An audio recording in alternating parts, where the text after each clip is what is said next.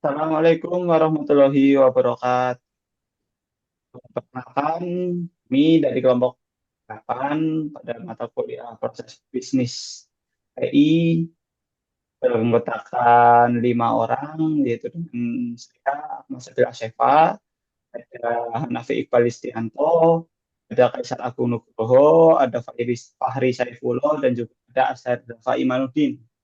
Di sini kami akan mempresentasikan hasil analisis kami dengan judul analisis pengaruh teknologi terhadap analisis pengaruh teknologi informasi terhadap proses bisnis tahap pakan burung, nah studi kasus pada UMKM rumah pakan.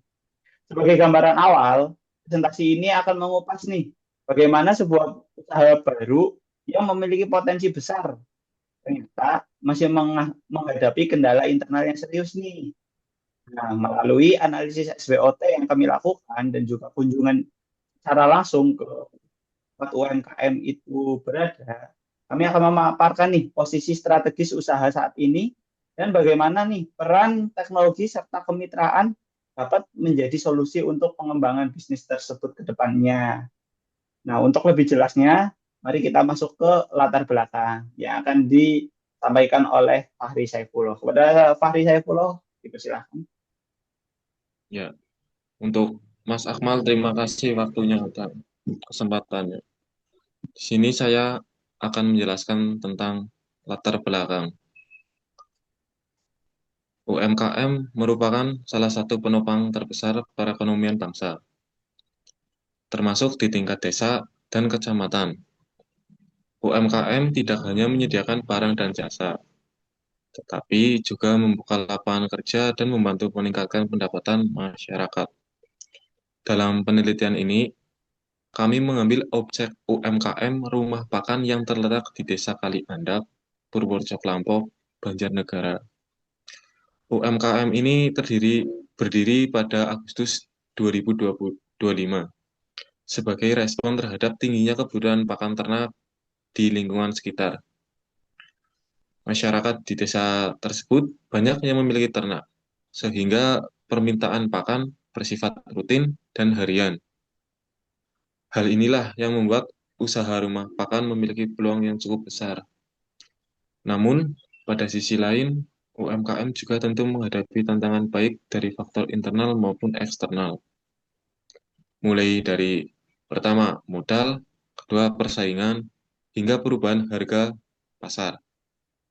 Karena itu, diperlukan analisis mendalam menggunakan metode SWOT agar kita bisa mengetahui di mana posisi usaha saat ini dan strategi apa yang bisa dilakukan untuk berkembang ke depannya.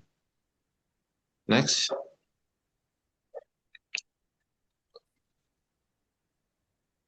selanjutnya, tujuan dan manfaat penelitian.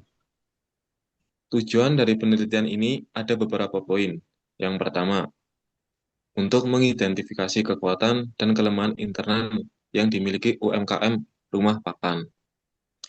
Untuk yang kedua, untuk mengetahui peluang dan ancaman dari lingkungan eksternal yang dapat mempengaruhi jalannya usaha tersebut. Yang ketiga, melalui hasil analisis ini, kami ingin merumuskan rekomendasi strategi baik untuk perbaikan jangka pendek maupun pengembangan jangka panjang. Di sini, kami berharap penelitian ini bermanfaat tidak hanya pemilik UMKM rumah pakan, tetapi juga bagi pelaku UMKM lainnya, pembaca, dan masyarakat yang ingin memahami pentingnya strategi bisnis dan peran teknologi informasi dalam pengelolaan usaha. Ya, untuk slide selanjutnya akan dijelaskan oleh Mas Kaisar. Untuk Mas Kaisar Agung Nugroho, saya persilakan. Ya, terima kasih Mas Fahri. Jadi pada metode penelitian ini kami menggunakan pendekatan kualitatif. Data utama diperoleh melalui wawancara langsung dengan pemilik usaha, yaitu dengan Bapak Suratno. Dalam wawancara tersebut kami menggali informasi mengenai proses usaha, tantangan pemasaran, kondisi stok, kerjasama dengan distributor, serta penggunaan teknologi yang sudah atau belum diterapkan. Setelah data terkumpul, kami melakukan analisis SWOT yang mencangkup strength, weakness, opportunity, and threat. Analisis ini membantu kami memahami faktor internal dan eksternal yang mempengaruhi UMKM rumah pakan, sehingga dapat ditentukan strategi yang paling tepat. Nah, selanjutnya adalah analisis SWOT. Hasil analisis SWOT dapat dijelaskan sebagai berikut, yaitu strength atau kekuatan. Rumah pakan memiliki pasar yang jelas dan stabil karena mayoritas warga sekitar memiliki ternak. Kebutuhan pakan bersifat harian, sehingga potensi pembeli tetap cukup besar. Lalu ada weakness atau kelemahan. Modal UMKM masih terbatas sehingga stok yang disediakan tidak bisa terlalu banyak. Selain itu, harga jual sangat bergantung pada distributor sehingga pemilik sulit menentukan harga secara fleksibel. Kemudian ada opportunity atau peluang. Ada peluang kerjasama dengan peternak besar maupun pengepul, sehingga usaha dapat meningkat menjadi pemasok tetap. Distributor juga bersedia membantu dalam hal supply jika stok kosong atau menipis. Dan ada threat atau ancaman. Harga bahan baku pakan sering berubah-ubah sehingga mempengaruhi harga jual. Selain itu, konsumen mudah berpindah ke penjual lain jika ada selisih harga sedikit saja. Persaingan antar penjual pakan di daerah tersebut juga cukup ketat. Lalu, selanjutnya akan dijelaskan oleh Mas Iqbal. Silahkan Mas Iqbal. Baik, terima kasih Mas Kaisar. Di sini saya akan menjelaskan untuk matrik IFAS atau Internal Strategy Factor Analysis Summary. Yang pertama ada strength atau kekuatan. Yang pertama ada pasar yang jelas dan pelanggan yang tetap. Memiliki bobot sekitar 0,15 dengan rating 4 dan skornya 0,60. Lalu yang kedua ada kebutuhan pakan berkelanjutan. Memiliki bobot sama 0,15 dengan rating lebih rendah yaitu 3 dan skornya 0,45. Lalu yang ketiga ada menyediakan berbagai jenis pakan ternak dengan bobot yang lebih rendah yaitu 0,10, ratingnya sama 3, memiliki skor 0,30. Lalu ada weakness atau kelemahan. Yang pertama ada modal yang terbatas dengan bobot 0,20, ratingnya 1 dengan skor 0,20. Lalu yang kedua ada stok barang yang terbatas dengan bobot sama 0,20, ratingnya lebih tinggi yaitu 2 dengan skor 0,40. Dan yang ketiga ada ketergantungan harga distributor. Memiliki bobot sama 0,20, ratingnya juga 2 dengan skor 0,40. Maka untuk total dari bobot matrik IFAS ini ada 1 dengan skor 2,35. Yang dimana jumlah skor dari matrik IFAS menunjukkan kondisi internal dari UMKM rumah pakan masih berada pada kategori yang terbilang cukup lemah, terutama pada aspek stok barang dan modal. Next.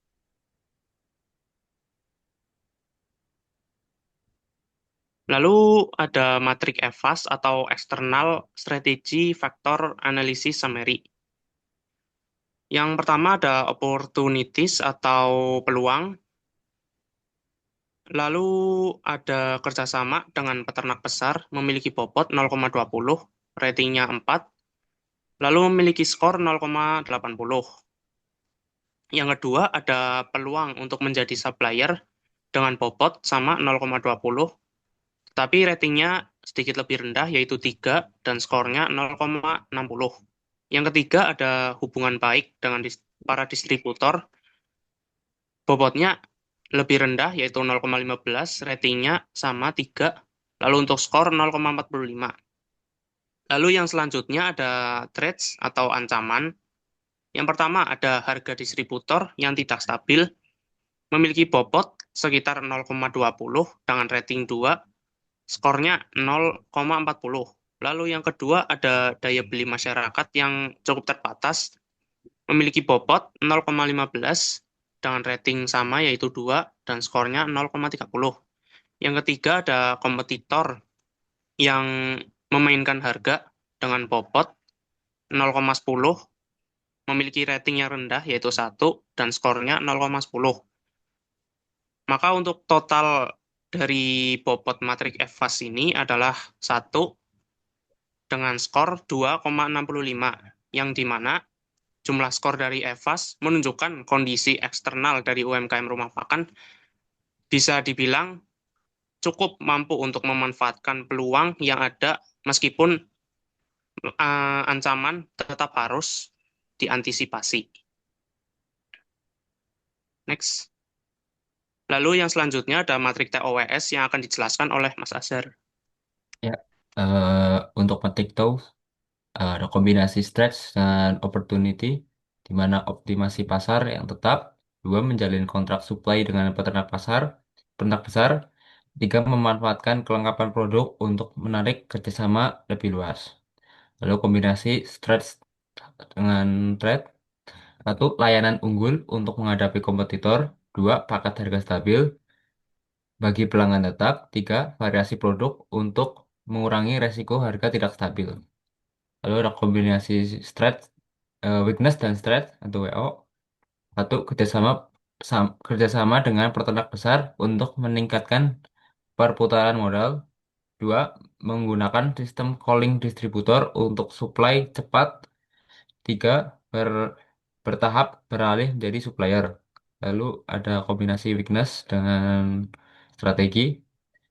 eh, Mengelola stok dengan sistem pencatatan digital. Dua, menawarkan paket hemat untuk daya beli rendah. Tiga, fokus pada pelayanan daripada perang harga.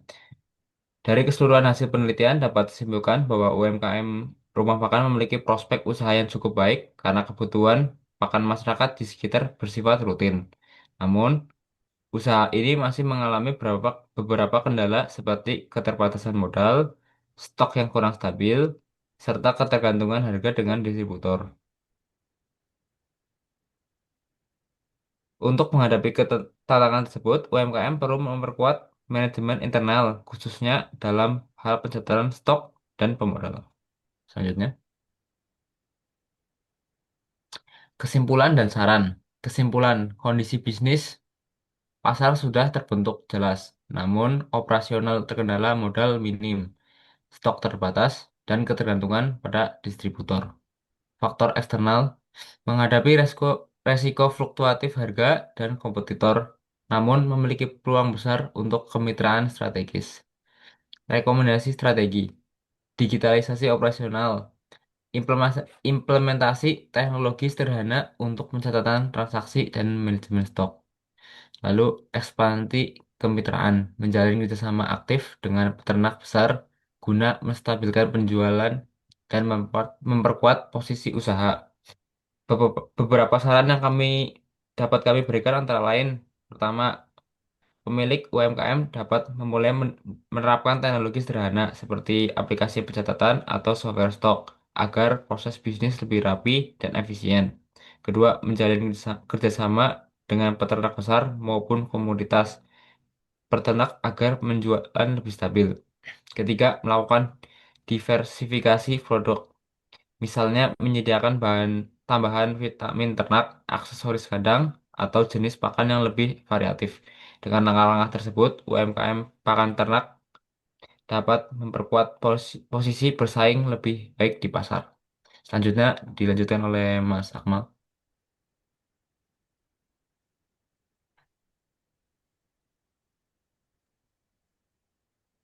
Oke, terima kasih pemaparan materi dari teman-teman semua.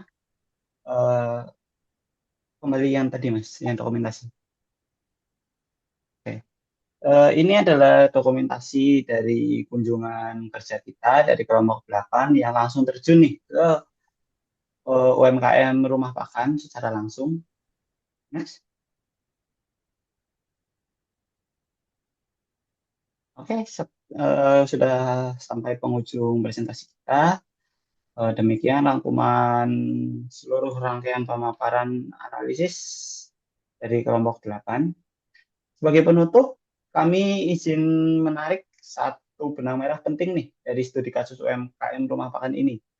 Kita telah melihat fakta bahwa sebuah usaha mikro, meskipun memiliki pangsa pasar yang sangat potensial, seperti di Desa Kegandak, tetap rentan nih terhadap guncangan-guncangan eksternal, baik mulai dari fluktuasi harga, persaingan, dan yang lain-lain. Nah, melalui analisis SWOT yang telah kami jabarkan, terbukti bahwa transformasi digital bukan lagi sekedar opsi pelengkap, melainkan sebuah kebutuhan strategi. Penggunaan teknologi informasi sederhana apapun bentuknya akan menjadi kunci bagi rumah makan untuk mengubah kelemahan internal seperti masalah stok, pencatatan, menjadi kekuatan yang lebih kompetitif. Besar harapan kami, penelitian ini tidak hanya berhenti sebagai tugas akademis semata, tetapi dapat memberikan wawasan yang nyata tentang bagaimana integrasi antara strategi bisnis dan teknologi informasi dapat menjadi solusi konkret bagi keberlanjutan UMKM di Indonesia. Terima kasih yang sebesar-besarnya kami sampaikan kepada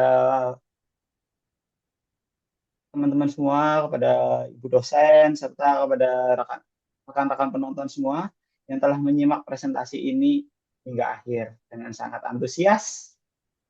Kami sangat mengapresiasi perhatian teman-teman semua. Kami menyadari analisis ini masih memiliki ruang untuk pengembangan, oleh karena itu masih memiliki ruang pengembangan, dan juga kami menyadari banyak sekali hal-hal salah pada saat kita melakukan presentasi. Akhir kata dari kami kelompok 8, kami pamit undur diri. Wassalamualaikum warahmatullahi wabarakatuh.